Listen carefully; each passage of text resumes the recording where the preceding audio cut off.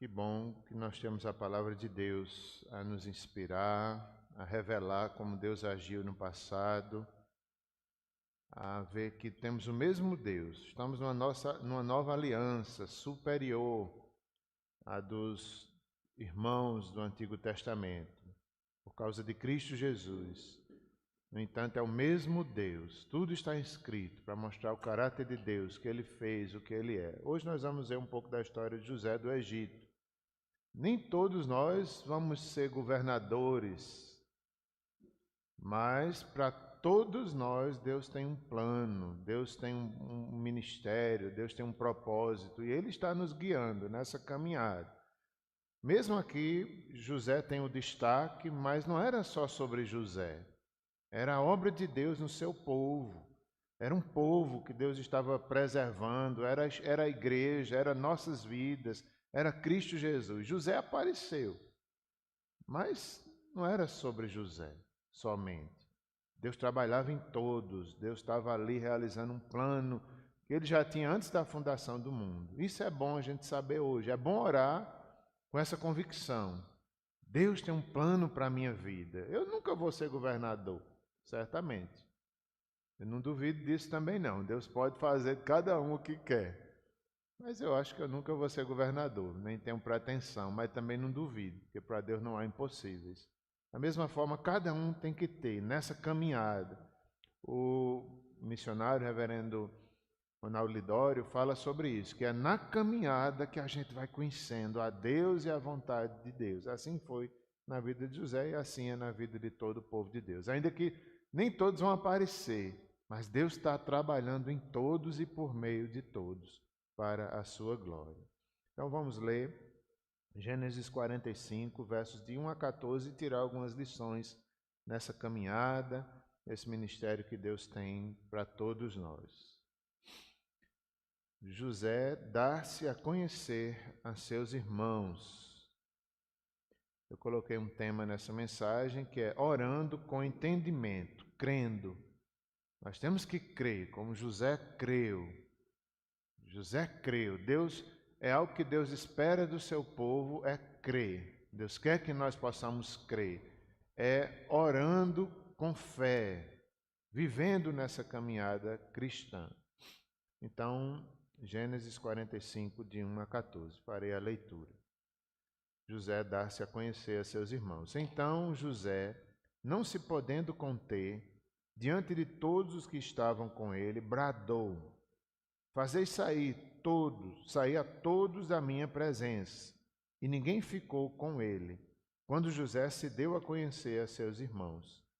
E levantou a voz em choro, de maneira que os egípcios ouviram, e também a casa de Faraó.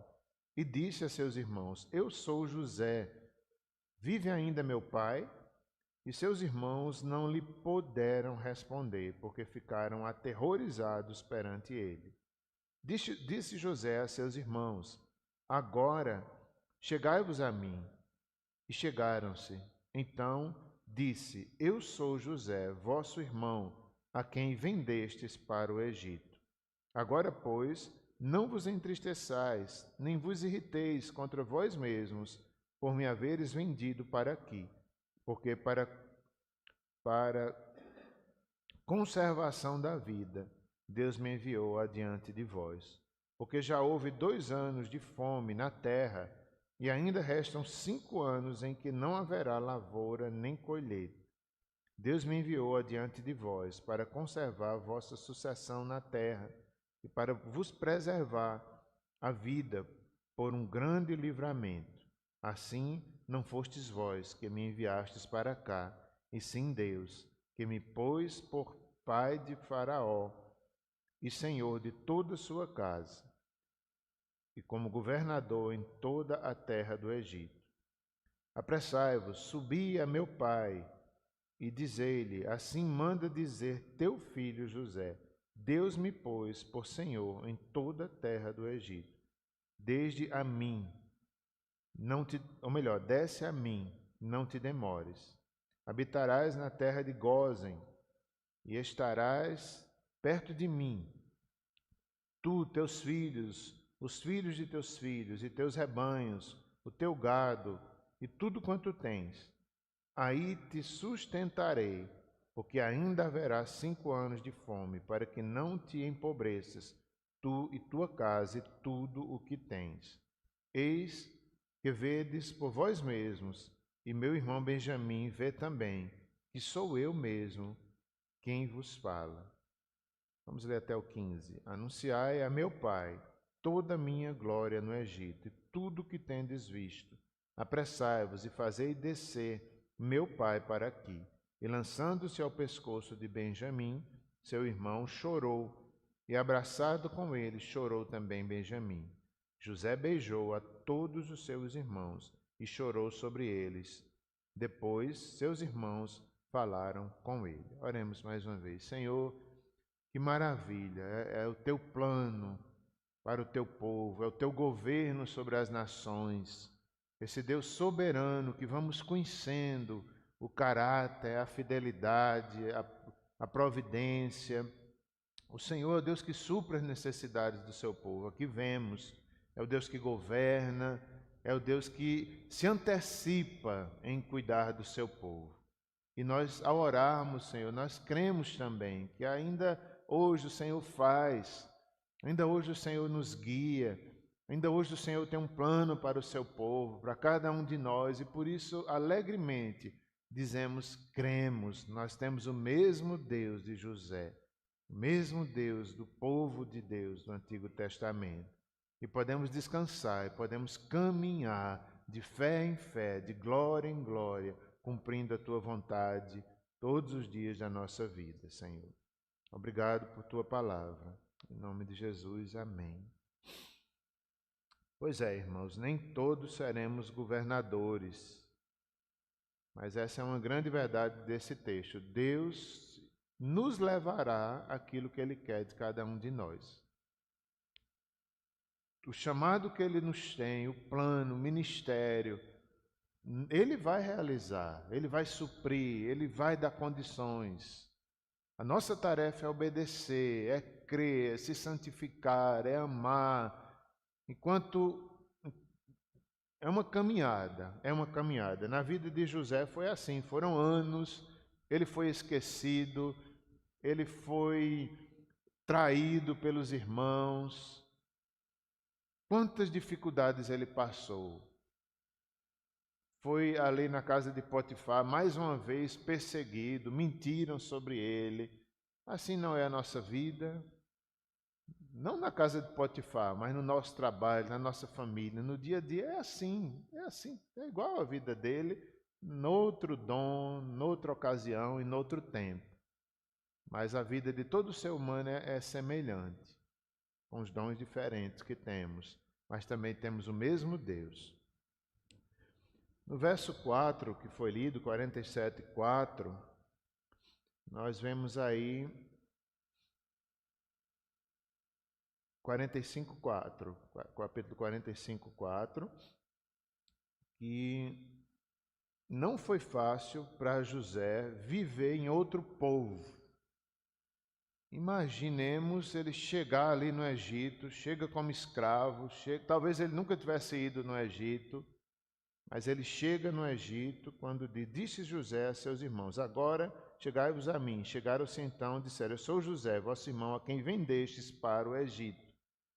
E ele não chegou, não foi numa visita ali para conhecer aquela cidade famosa, mas ele chegou em humildade, chegou vendido, chegou numa situação difícil.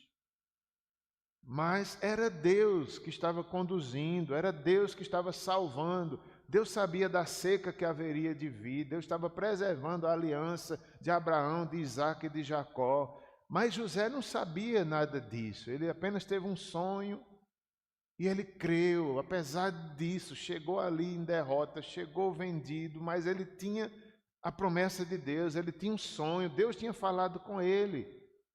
E assim é conosco. Nós vivemos nesse mundo. Viver nesse mundo não é fácil. Não é fácil. É um mundo caído, é um mundo de desonestidade. Hoje mesmo eu conversava com Simone, minha esposa, ela ficou triste porque ela comprou no mercado aqui da cidade um frango, alguns pacotes, e quando foi pesar, estava quase todos errados. Aqui. Quase todos eram, dizia que era 1 quilo, mas tinha menos, eu não sei quanto, talvez 800 gramas. E ela ficou tão triste, tentou lutar, tentou denunciar, mas não conseguiu muita coisa. Aí ela hoje estava dizendo para mim, eu estou tão triste, tão indignada. Aí eu fui consolar ela, dizendo, é verdade, Simone, nós vivemos nesse mundo caído.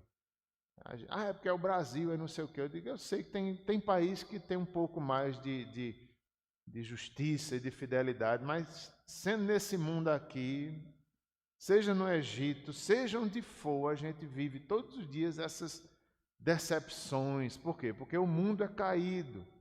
José chega no Egito, ali, chega, imagina como foi difícil para ele. E nós vivemos nesse mundo aqui, caído. É dores, é luta, é dificuldade, mas nós temos uma promessa. Nós temos Deus. José tinha aquela convicção, tão jovem, mas Deus tinha falado com ele. Deus também tem falado conosco, que nós devemos perseverar em crer, em confiar que a vontade de Deus vai acontecer na nossa vida. Viver em outro povo não foi fácil, né, para ela. Eu imagino também a missionária Margarete, não é fácil chegar em outro povo. Os missionários da nossa igreja, o Daniel, o Ricardo, chegar ali na Amazônia, outra cultura. Mas Deus quer deles fé, obediência, assim como quer de cada um de nós também aqui nas nossas vidas. É a mesma coisa, cada um no seu dom. Mas eles têm que ter essa obediência e a gente também tem que ter todo dia. Seja no Egito, seja aqui, seja dentro de nossa casa, seja quando ninguém não está nos vendo, mas ali nos desafios da nossa própria família. É o mesmo Deus, a mesma fé, a mesma obediência que Deus quer. Vivemos um mundo caído, injusto, mortes, lutas, dificuldades, por isso oramos. E aqui nós vemos também que José era realista. Ele passou por tudo isso sem negar, ele foi realista com seus irmãos. Sou eu, José, a quem vocês fizeram mal. Ele não mentiu, mas depois ele disse, não foi vocês, foi Deus que estava me trazendo. Mas ele foi corajoso, saiam todos. E ali ele se revelou para os irmãos.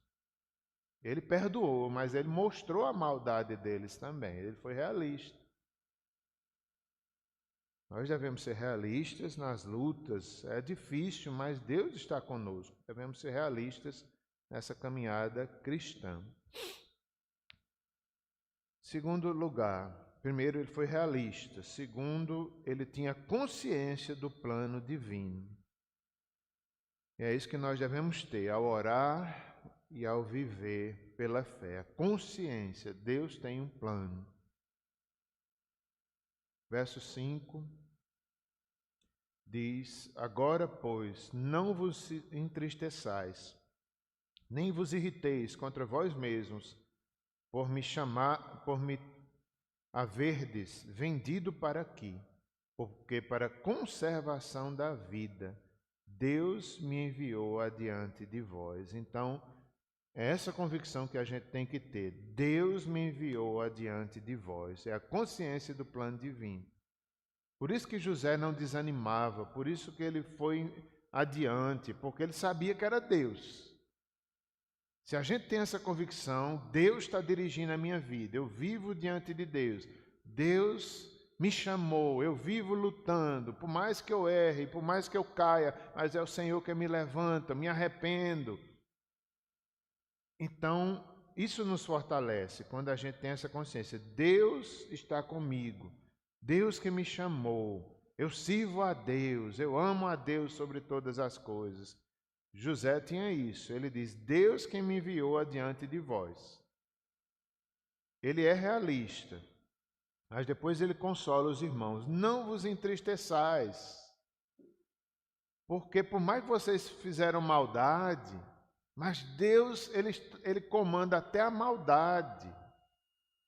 Ainda que pequem contra nós, ainda que encontremos desafios na vida, não cancela o plano de Deus. Não vos irriteis, nem vos entristeçais contra vós mesmos, por me haverdes vendido para aqui, porque para a conservação da vida Deus me enviou adiante de vós. Então, era a conservação da vida não só de José, mas de todo o povo, de Jacó, do povo de Deus, que se não fosse aquele momento ali, eles iriam talvez morrer ou se enfraquecer nesses 5 anos de seca, que viria ainda depois dali, já tinha havido 2. Então, como é bom saber disso. Deus conhece o nosso futuro, Deus sabe, a gente tem que confiar. Deus estava ali agindo por meio de um sofrimento, de uma luta, de os irmãos traindo os outros, mas Deus estava agindo. Eles tinham que crer e confiar. Nós vemos aqui também que José foi um homem perdoador. Nós temos que ser também perdoadores. José perdoa os seus irmãos, ele não nega, ele chora tão alto, ele fala tão alto que os egípcios escutam, que chega na casa de Faraó, naquele momento de emoção ali que ele esperou por anos, ele diz a verdade, mas ele tem um coração perdoador e nós temos que ter também coração perdoador. Coração perdoador. Por que perdoamos? Porque recebemos o perdão de Deus. Nós recebemos o perdão de Deus. Deus é um Deus perdoador. Recebemos Cristo. E quando a gente recebe, fica mais fácil da gente perdoar todos os males que fizeram contra nós. Por quê? Porque recebemos muito mais perdão do que damos. Recebemos graça maior do que aquela necessária para a gente perdoar os outros. A gente sabe a nossa falta. Se a gente é consciente do perdão que recebeu de Deus, a gente perdoa muito mais aqueles que nos ofenderam e nos ofendem sempre. Vemos também nesse texto Deus provedor. Deus estava provendo ali. Deus proverá para toda a sua vontade. Eu tenho provado isso na minha vida e sei que vocês também, cada um de uma forma diferente.